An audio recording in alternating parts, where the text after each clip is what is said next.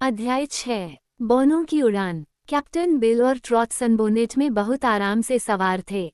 गति काफी स्थिर थी क्योंकि उनका वजन इतना कम था कि ओक बिना किसी प्रयास के उड़ गया। फिर भी वे दोनों अपने भविष्य के भाग्य के बारे में कुछ हद तक घबराए हुए थे और यह कामना करने से खुद को नहीं रोक पा रहे थे कि वे फिर से जमीन पर सुरक्षित हों और अपने प्राकृतिक आकार में वापस आ जाएं। तुम बहुत छोटे हो, ट्रॉट, कैप्टन बिल ने अपने साथी की ओर देखते हुए टिप्पणी की।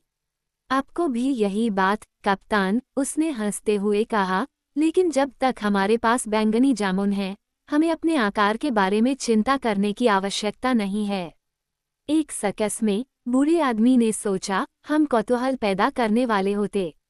लेकिन एक सनबोनेट में हवा में बहुत ऊपर एक बड़े अज्ञात महासागर पर नौकायन करते हुए किसी भी पुस्तक में हमारा वर्णन करने के लिए कोई शब्द नहीं है। क्यों, हम बौने हैं, बस इतना ही, छोटी लड़की ने कहा। ओर्क बहुत देर तक चुपचाप उड़ता रहा। सनबोनेट के हल्के से हिलने से कैप्टन बिल को नींद आ गई और वह झपकी लेने लगा। हालांकि ट्रॉट पूरी तरह से जाग रही थी और जब तक वह सक्षम थी तब तक नीरस यात्रा को सहन करने के बाद उसने आवाज लगाई, क्या आपको कहीं भी जमीन नहीं दिख रही है, मिस्टर ऑक? अभी नहीं, उसने जवाब दिया। यह एक बड़ा महासागर है और मुझे नहीं पता कि उस द्वीप के सबसे नज़दीकी जमीन किस दिशा में है, लेकिन अगर मैं सीधी रेखा में उड़ता रहूं तो मैं किसी न किसी जगह जरूर पहुंच जाऊंगा।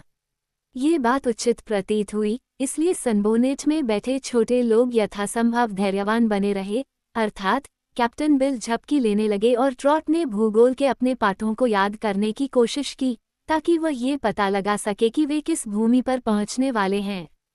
घंटों घंटों तक ऑक सीधी रेखा में उड़ता रहा और अपनी आंखों से समुद्र के क्षितिज पर जमीन की तलाश करता रहा। कैप्टन बिल गहरी नींद में थे और खर्राटे ले रहे थे और ट्रॉट ने अपना सिर उसके कंधे पर टिका दिया था। तभी अचानक ऑक ने कहा, देखो, आखिरकार मुझे जमीन की एक झलक मिल गई है। इस घोषणा पर वे जाग गए।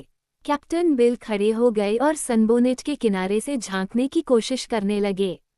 ये कैसा दिखता है? उसने पूछा। ऐसा लगता है कि यह कोई दूसरा द्वीप है, ऑक ने कहा, लेकिन मैं 1 या 2 मिनट में इसका बेहतर आकलन कर सकूंगा। ट्रॉट ने कहा, मुझे द्वीपों की ज्यादा परवाह नहीं है क्योंकि हम दूसरे द्वीप पर जा चुके हैं। जल्द ही ऑक ने एक और घोषणा की, ये निश्चित रूप से एक द्वीप है और छोटा भी, उसने कहा। लेकिन मैं नहीं रुकूंगा क्योंकि मुझे इसके ठीक सामने एक बहुत बड़ी भूमि दिखाई दे रही है। ये सही है, कैप्टन बिल ने सहमति जताई। जमीन जितनी बड़ी होगी, हमारे लिए उतनी ही अच्छी होगी। ये लगभग एक महाद्वीप है, ऑक ने कुछ देर की खामोशी के बाद कहा, जिसके दौरान उसने अपनी उड़ान की गति कम नहीं की।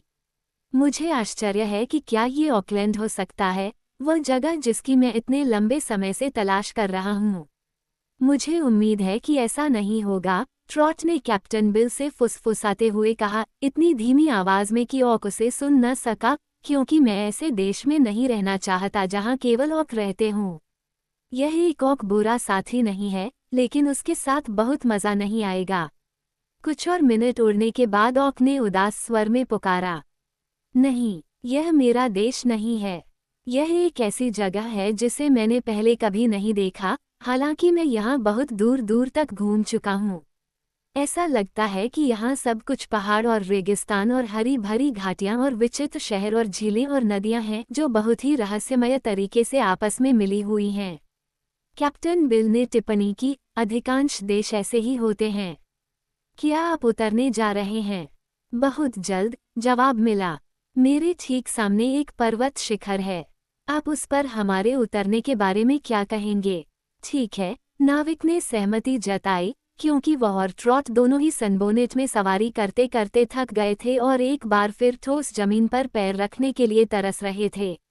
इसलिए कुछ ही मिनटों में ऑक ने अपनी गति धीमी कर दी और फिर इतनी आसानी से रुक गया कि वे मुश्किल से हिले। फिर वह प्राणी तब तक नीचे बैठा रहा जब तक कि सनबोनेट जमीन पर नहीं आ गया और अपने पंजों से गांठदार डोरियों को खोलने की कोशिश करने लगा। ये बहुत ही भद्दा काम साबित हुआ, क्योंकि डोरियां ऑक की गर्दन के पीछे बंधी हुई थीं ठीक वहीं जहां उसके पंजे आसानी से नहीं पहुंच सकते थे।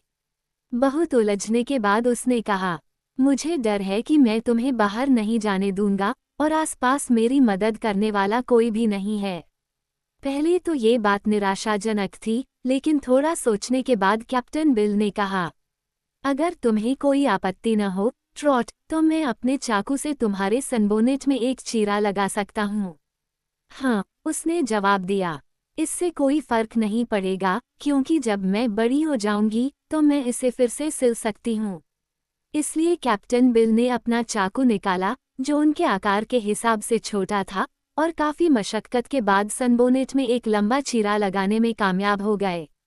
पहले उन्होंने खुद ही छेद से होकर अंदर घुसे और फिर ट्रॉट को बाहर निकलने में मदद की।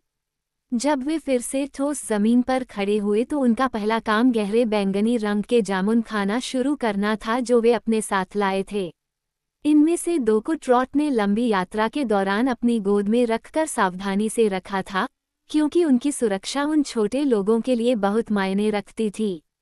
मुझे बहुत भूख नहीं लगी है, छोटी लड़की ने कैप्टन बिल को एक बेरी देते हुए कहा, लेकिन इस मामले में भूख मायने नहीं रखती।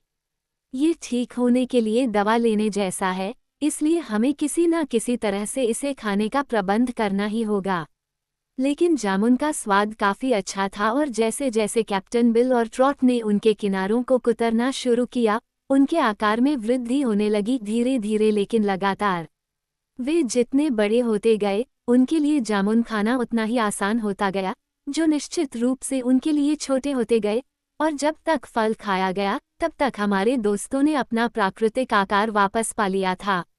छोटी लड़की को बहुत राहत मिली जब उसने पाया कि वो पहले जितनी बड़ी थी, और कैप्टन बिल ने भी उसकी संतुष्टि में हिस्सा लिया, क्योंकि हालांकि उन्होंने ओर्क पर जामुन के प्रभाव को देखा था, लेकिन वे इस बात को लेकर आश्वस्त नहीं थे कि जादुई फल का मनुष्यों पर भी वैसा ही प्रभाव होगा, या ये कि जादू उस देश के अलावा किसी अन्य देश में काम करेगा जहां जामुन उगते थे। बाकी 4 बेरीज का हम क्या करेंगे? ट्रॉट ने पूछा, जब उसने अपना सनबोनेट उठाया और आश्चर्य जताया कि वो कभी इतनी छोटी थी कि उसमें सवारी कर सके। अब वे हमारे किसी काम की नहीं है ना, कैप्टन? मुझे इस बारे में पक्का पता नहीं है, उसने जवाब दिया। अगर वे किसी ऐसे व्यक्ति द्वारा खाए गए हों जिसने कभी लवेंडर बेरीज नहीं खाए हों, तो शायद उनका कोई असर न हो, लेकिन फिर इसके विपरीत हो सकता है कि वे असर करें। उनमें से एक बुरी तरह से जाम हो गया है, इसलिए मैं उसे फेंक दूंगा, लेकिन मुझे लगता है कि बाकी 3 मैं अपने साथ ले जाऊंगा। वे जादुई चीजें हैं, आप जानते हैं, और कभी हमारे काम आ सकती हैं। अब उसने अपनी बड़ी जेबों में हाथ डाला और एक छोटा लकड़ी का बक्सा निकाला, जिस पर एक स्लाइडिंग ढक्कन था। नाविक ने इस बक्से में कई तरह की कीलें रखी थीं, जो अलग अलग आकार की थीं, लेकिन अब उसने उन्हें अपनी जेब में डाल लिया और बक्से में 3 बैंगनी जामुन रख दिए। जब इस महत्वपूर्ण मामले पर ध्यान दिया गया तो उन्हें अपने चारों ओर देखने का समय मिला और ये देखने का मौका मिला कि ऑक ने उन्हें किस प्रकार के स्थान पर उतारा है।